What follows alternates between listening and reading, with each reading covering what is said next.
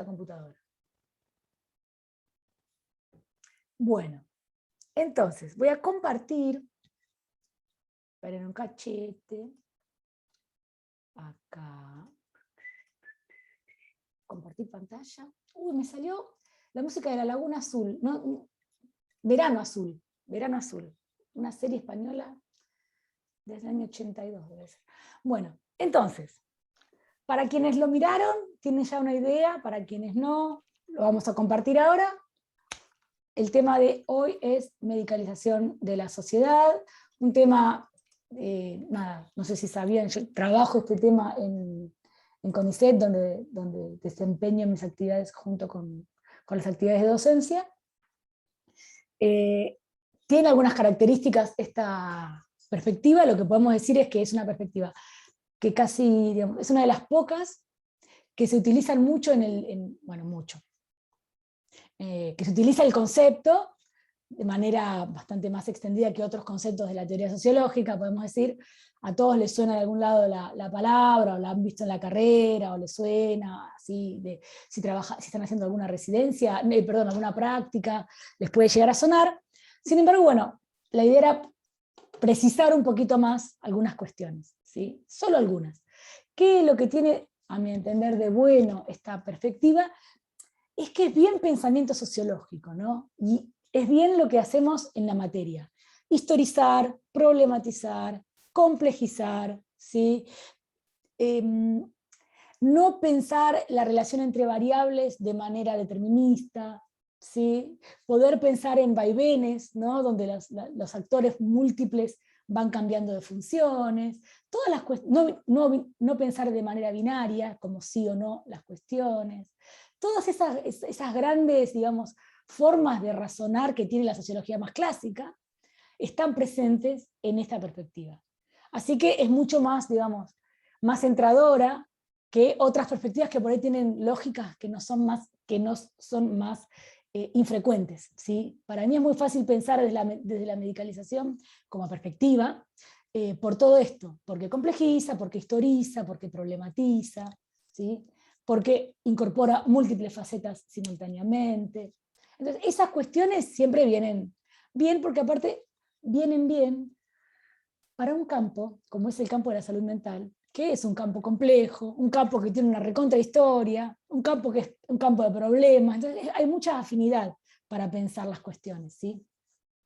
Dicho esto, avanzamos otro poquito. Los textos de referencia, que ya Lara tuvo la desgracia de tener que leerse, este es uno que escribí hace unos años ya a instancias de Flavia, que aquí está presente y aprovechamos para saludar. Ella me dijo: Eugenia, deja de pelearte con la gente, escribilo y listo. Así que lo escribí, le hice caso. Y después hay textos más canónicos, como quien dice, que son un par de textos de Foucault, de unas conferencias que dio acá nomás, en Río de Janeiro, en su momento, y un texto de Peter Conrad, que es como el tata de la medicalización, que todavía está vivo y activo. De hecho, nos prologó un libro con Faraone, Flavia, Ana y las demás compañeras. Compilamos hace unos años unos libros, y Faraone, en su admirable vocación, dijo: mandale un mail a Conrad que nos haga el prólogo. Y lo mandó. Hay pocas cosas sobre Conrad escritas en castellano, o sea, traducidas al castellano. Pero este texto, que es antiguo, es una de esas pocas cosas que hay, ¿sí? Por eso está, más que nada, como para que tengan algo de Conrad. Y después hay bibliografía ampliatoria, que podría ser esto, podría ser cualquier otra, porque nada, nosotras con el equipo venimos trabajando hace bocha de años diferentes aristas de la medicalización, ¿sí? Así que cualquiera de estos artículos, para quien esté interesado, puede ser una clave adicional de acceso, pero ninguno es obligatorio, por eso es ampliatorio en caso que les interese. Es como un manantial, ¿no? Es como nunca se termina el agua con el tema este. Con el tema de la medicalización en general, y con el tema que nosotras venimos trabajando, que es el TDAH, que es un diagnóstico que se llama trastorno por déficit de atención con hiperactividad, y que, no sé si alguna vio El Padrino, hay una parte que Michael Corleone dice: justo cuando pensaba salir me vuelven a meter. Bueno, todo el tiempo decimos, bueno, vamos a pasar a otro tema, y vuelve a aparecer TDAH porque hay un montón de cosas para dar. Así que lo aprovechamos y le seguimos dando vuelta. Bueno, dicho esto, concepto e historia. ¿Vamos bien hasta acá? No dije nada en absoluto, pero pasó el tiempo, listo. Acá están les dos amigues. Peter Conrad, nacido en el 45, todavía vivo, en Estados Unidos, representante, exponente de la sociología médica, desde la cual organiza este corpus de investigación, digamos, de metodologías, de conceptos, de teorías, dicen algunos. Hay otros exponentes que están en ese texto más aburrido que leyó Lara, pero Conrad es como ahí el que queda. Y después al que siempre volvemos, ¿no? Una y otra vez también, Foucault, que sin que fuese un súper tema para él la medicalización, también trajo algunas cositas que nos vienen bien para pensar. Principalmente podemos decir que hacemos un contrapunto entre esos autores. Hay una muchísima más de gente, pero el contrapunto podría ser entre estos autores, ¿sí? ¿Qué gran diferencia hay entre Conrad y Foucault para pensar la medicalización? Que los dos es como que arrancan de lados distintos, ¿sí? Por eso cuando decimos que las consideraciones de Conrad tienen que ver con vincular la medicalización al ascenso del racionalismo, a las teorías más deterministas del siglo XIX, entre las que él mete el marxismo y el psicoanálisis, digo porque yanqui al fin, ni marxismo ni psicoanálisis le cabe, y cuando habla del éxito, del crecimiento de la medicina ya en el siglo XX, pero dice, hay que irnos ya para atrás, al XVIII, porque ya en el iluminismo había una idea de progreso individual y colectivo que nos va dando la pauta de esta importancia de lo racional, esta importancia de la ciencia, y junto con la ciencia de la medicina, que él encuentra como base para pensar la medicalización. Vemos acá una forma de pensar el problema, ¿sí? Vinculada a las ideas, a la cultura, a los desarrollos más teóricos. Foucault arranca por otro lado. Foucault dice, la medicalización tiene que ver con el capitalismo, macho. De ahí surge para él la relación. Y las preocupaciones de los estados capitalistas para gestionar esas poblaciones y esos individuos que en los estados-nación necesitan de alguna, digamos, de alguna administración especial. Piensen esto, a diferencia de las monarquías no parlamentarias, ¿sí? Otras extensiones, otros imperios. La idea del Estado-Nación supone una serie de características que incluyen conocer a quienes van a ser gobernados. Y la medicina ocupa para Foucault, en relación al capitalismo, un lugar muy importante en ese objetivo de conocer a quienes van a ser gobernados, individual y colectivamente en términos de población.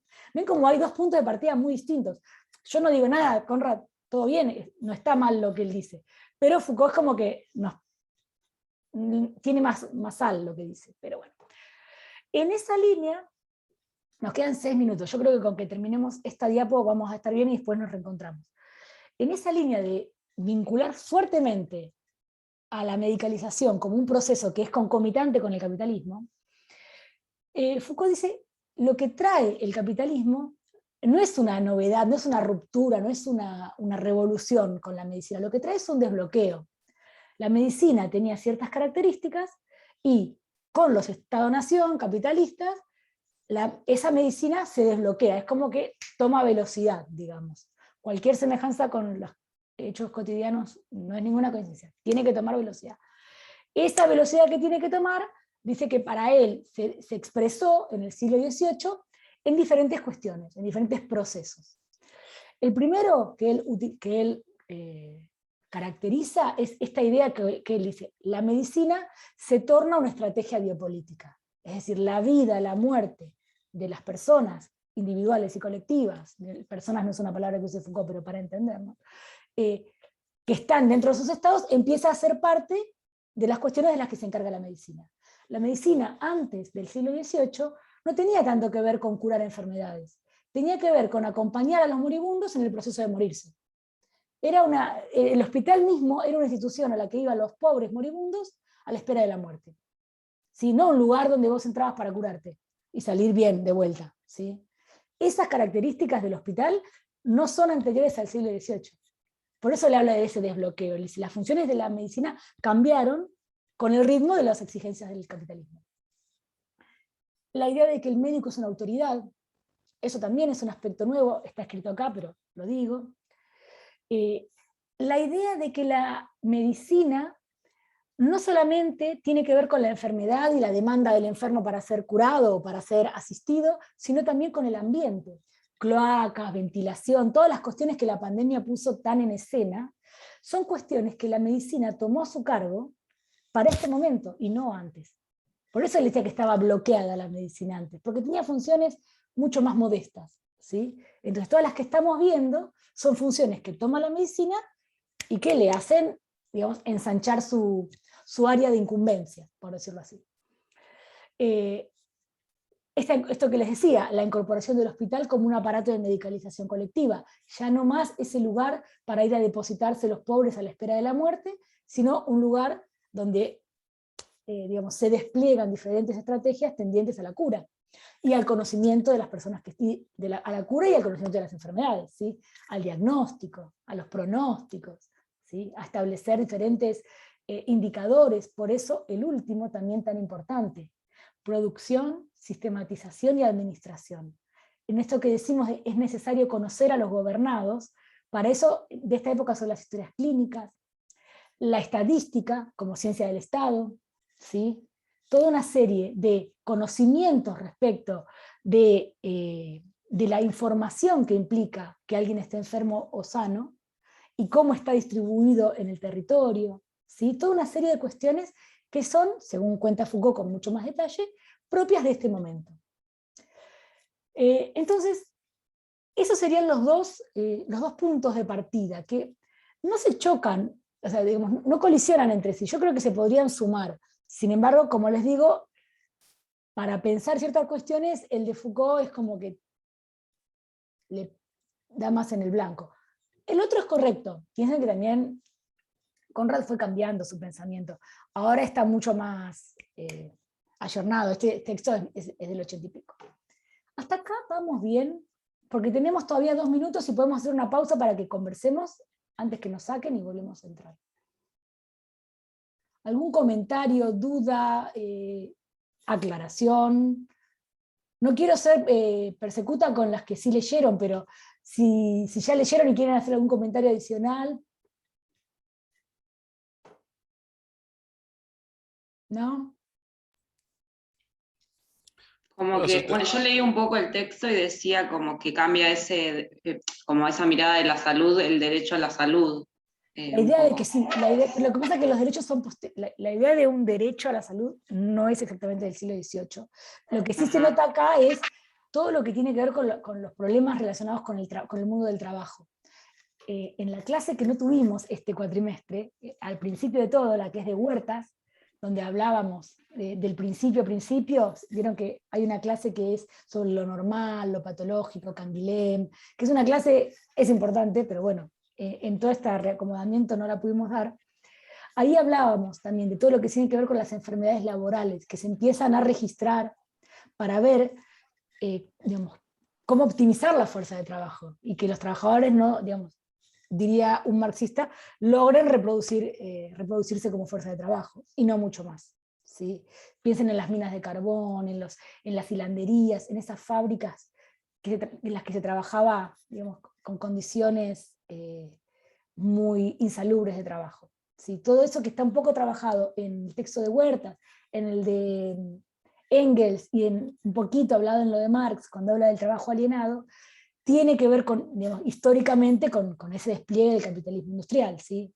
En la parte europea, sobre todo.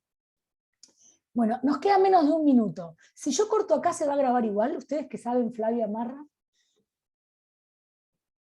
Sí, sí. Sí, sí, Listo. porque después pones a grabar y se te une todo. Ah, magnífico, ni siquiera hay que editarlo. Ah, sí, no sabía. Bueno, igual si no va a ir en partes, Se te no se unen. preocupen. Bueno, Sí, nos me vemos parece que pronto. sí. Dale. Ok.